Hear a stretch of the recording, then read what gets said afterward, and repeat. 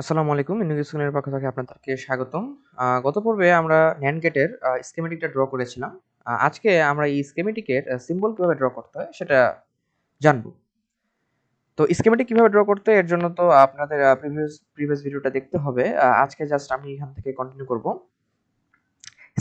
স্কিমেটিকটা অঙ্কন করার পর আপনারা হচ্ছে এই যে এই মেনু বারের এখান থেকে ক্রিয়েটে যাবেন। ক্রিয়েটে গিয়ে cell view, from cell view এরপরে ওখানে সেলের একটা যেকোনো নাম দিতে পারেন অথবা যেটা আছে সেটাই থাক। আমরা ওকে ক্লিক করব। ওকে ক্লিক করার পর এখানে সিম্বল জেনারেশন অপশন বলে একটি উইন্ডো ওপেন হবে। এখানে বলছে যে আমার সিম্বলে বামে কি থাকবে, ডানে কি থাকবে, উপরে কি থাকবে, নিচে কি থাকবে। বামে সাধারণত আমরা ইনপুট পিনগুলো রাখি, ডানে হচ্ছে আউটপুট পিন, উপরে রাখি হচ্ছে ভিডিডি আর নিচে রাখি হচ্ছে জিএনডি গ্রাউন্ড। এরপরে ওকে ওকে ক্লিক করলে এই যে সিম্বল এডিটর উইন্ডো নামে একটি উইন্ডো ওপেন হবে। আমরা এটাকে ম্যাক্সিমাইজ করি। এটা দিয়ে আসলে NAND গেট এটা আমরা বুঝতে পারছি না, সো আমরা করব কি এটাকে একটু রিড্র করব। সো তার জন্য আমার এই বর্ডারগুলো আমরা কেটে দিব, অর্থাৎ এটাতে জাস্ট লেফট মাউস দিয়ে ক্লিক করার পরে কিবোর্ডে ডিলিট বাটন প্রেস করব। এরকম একটা মাউসে একটা ক্রস চিহ্ন আসলে আমরা জাস্ট লেফট মাউস ক্লিক করলেই এটি চলে যাবে। এছাড়াও আমি যদি এই বক্সটার মধ্যেও ক্লিক করি সেক্ষেত্রে এটাও চলে যাবে। এটার মধ্যে ক্লিক করলে এটাও চলে যাবে। দ্যাটস ফাইন, আমাদের আর কিছু ঠিক করতে লাগবে না। এবার কিবোর্ডের এসকেপ বাটন প্রেস করব। এখন আমার NAND গেট সাধারণত কিরকম হয়, যে এন্ডেই হয়, জাস্ট একটা নট হয় আর কি। সো আমরা সেটাই আঁকবো। আর তার জন্য আমি একটু আচ্ছা এই জিনিসটাকে আমি একটু সিলেক্ট করি। সিলেক্ট করলে এটাকে একটু জাস্ট আমি স্পেস দিই, একটু জুম আউটও করি। পার্ট নেম আছে এই জায়গায় আমি এটাকে ডাবল ক্লিক করার পর জাস্ট NAND ন্যান্ড লিখলাম। এরপরে এই জিনিসটাকেও আমি আচ্ছা গ্রাউন্ডটা সহ সিলেক্ট করি, এটাকে আমি জাস্ট একটু নিচে নামিয়ে দিই। এগুলো জাস্ট আমার একটু জাস্ট সৌন্দর্যের জন্য, আর কিছুই না। আপনি চাইলে যেমনি আছে অমনি করতে পারেন, কোনো সমস্যা নেই। সিম্বল ক্রিয়েশনের মেইন উদ্দেশ্য হচ্ছে যেন পরবর্তীতে আমাকে এই যে আমি যে গত পর্বে আমি যে স্কেমেটিকটা ড্র করলাম, এই স্কেমেটিকটা যেন ড্র করার প্রয়োজন বারবার না পড়ে। আমি স্কেমেটিক ড্র করার পর সিম্বল যদি ক্রিয়েশন করে ফেলি সেক্ষেত্রে জাস্ট আমি সিম্বলটা কল করলেই আমার পুরো সার্কিটটা চলে আসবে, অর্থাৎ স্কেমেটিকটা চলে আসবে। এটা হচ্ছে সিম্বল ড্রয়ের সুবিধা। কিবোর্ডের F বাটন প্রেস করলাম। আচ্ছা, এরপরে আমি লাইন টুল দিয়ে আমি হচ্ছে NAND গেটটা আঁকবো। লাইন টুল আর হচ্ছে আমার এই যে এই আর্ক দিয়ে। সো এই যে দেখতে পাচ্ছেন এখানে লাইন ক্রিয়েট লাইন বলে একটা অপশন আছে, এটাতে ক্লিক করব। ক্লিক করার পর আমি জাস্ট লেফট মাউস একবার ক্লিক করব। লেফট মাউস একবার ক্লিক করে এই যে দেখতে পাচ্ছেন একটা হলুদ পয়েন্ট আসছে। সো এই জায়গা থেকে অটোমেটিক আমার কার্সরটা সে নিয়ে নিবে। জাস্ট লেফট মাউস ক্লিক করব।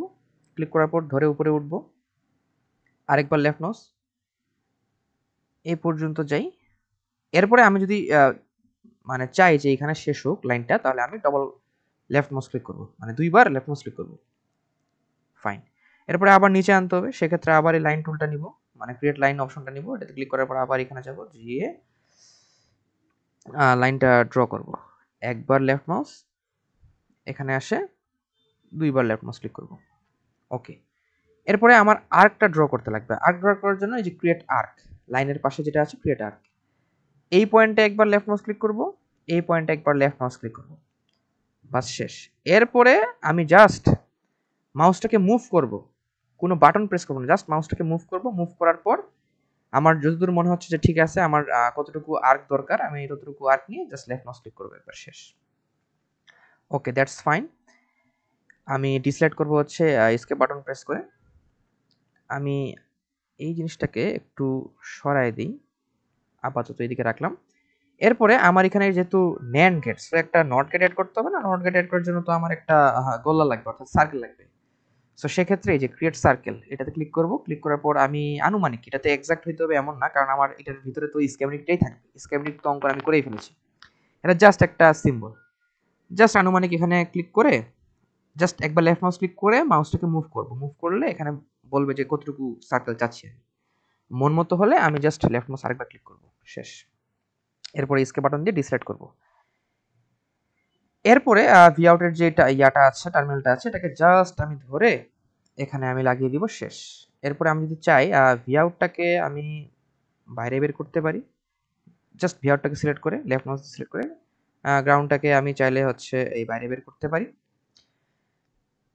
আচ্ছা, আমি যদি চাই এটা যদি রোটেট করতে, সেক্ষেত্রে এটা আর ক্লিক করব, কিবোর্ডের আর ক্লিক করার পর জাস্ট এটাতে গ্রাউন্ডের উপর বা জিএন্ডির উপর একবার ক্লিক করব, ক্লিক করলে এটা রোটেট হয়ে যাবে এভাবে। ঠিক একইভাবে আমি যদি ভিডিওকে রোটেট করতে চাই, কিবোর্ডের আর প্রেস করব, প্রেস করলে দেখতে পাচ্ছেন রোটেটের সাইন আসছে, জাস্ট একবার ক্লিক করব, রোটেট হয়ে যাবে। ওকে, এটাকে আমি ধরুন এখানে দিলাম, শেষ। এফ দিলে এটা হচ্ছে ফিট হয়ে যাবে আর কি। আমি যদি চাই সেক্ষেত্রে ভিএটাকেও আমি বাইরে বের করতে পারি, জাস্ট ক্লিক করে ধরে মুভ করব, এক্ষেত্রে ভিভিটাকেও ধরে জাস্ট বাইরে করবো, শেষ। এরপরে চেক এন্ড সেভ দিব। চেক এন্ড সেভ না দিলে কিন্তু এটা সেভ হবে না। এই হলো আমার সিম্বল ড্র। এরপরে আমাকে সিম্বলটাকে সেভ করতে হবে না? ওকে, সিম্বলটা সেভ করার জন্য আমাকে যেতে হবে ফাইলে, ফাইলে গিয়ে নিউতে গিয়ে এখানে সেল নেম দিব NAND5 SYM দিলাম একটা সিম আর কি। এরপরে ওকে প্রেস করব। ওকে প্রেস করার পর নতুন একটা আমার স্কেমেটিক উইন্ডো ওপেন হবে। এরপরে আমি যে সিম্বলটা সেভ করছি সেটা আমি পাবো কিভাবে? আবার কিবোর্ডের যে ইনস্ট্যান্স আই বাটন প্রেস করব, প্রেস করার পর ব্রাউজে যাব। ব্রাউজে গিয়ে আমি হচ্ছে আমার যে মানে লাইব্রেরিটা অ্যাড করেছিলাম, মানে ক্রিয়েট করেছিলাম আমার নাম দিয়ে, আমি 3 দিয়েছিলাম। এখানে গিয়ে আপনি দেখতে পাবেন এই যে NAND5 এর মধ্যে এই যে সিম্বল, এর মধ্যে হচ্ছে আপনি এই যে সিম্বলটা তৈরি করলেন ওই সিম্বলটা শো করতেছে। একবার ক্লিক করলে এই সিম্বলটা চলে আসবে। এর মধ্যেই আমার এই স্কেমেটিকটা আছে। এভাবে আমরা NAND গেটের একটা সিম্বল ড্র করতে পারি। ছবি এক্সপোর্ট করার জন্য এই যে ফাইলে যায় হচ্ছে এই যে এক্সপোর্ট ইমেজে যায় ছবির একটা হচ্ছে নাম দিতে হবে আর কি। ছবির একটা যে কোনো নাম দেওয়ার পরে এরপরে হচ্ছে এখানে ওই ব্যাকগ্রাউন্ড চুজ করার অপশন থাকবে, যে ব্যাকগ্রাউন্ড আমি কি সাদা চাই না কালো চাই। তো বাই ডিফল্ট হচ্ছে কালো থাকবে। যদি সাদা চাই সেক্ষেত্রে যে সোয়াপ অপশনটাতে ক্লিক করলে এটা হচ্ছে সাদা হয়ে যাবে। এরপরে হচ্ছে আমি ওই লোকেশন সেট করে দিতে পারি, লোকেশন সেট করে দিয়ে কোথায় সেভ করতে চাই ওটা সেট করে দিয়ে এরপরে সেভ টু ফাইল দিলে ওই জায়গায় ছবিটা সেভ হবে।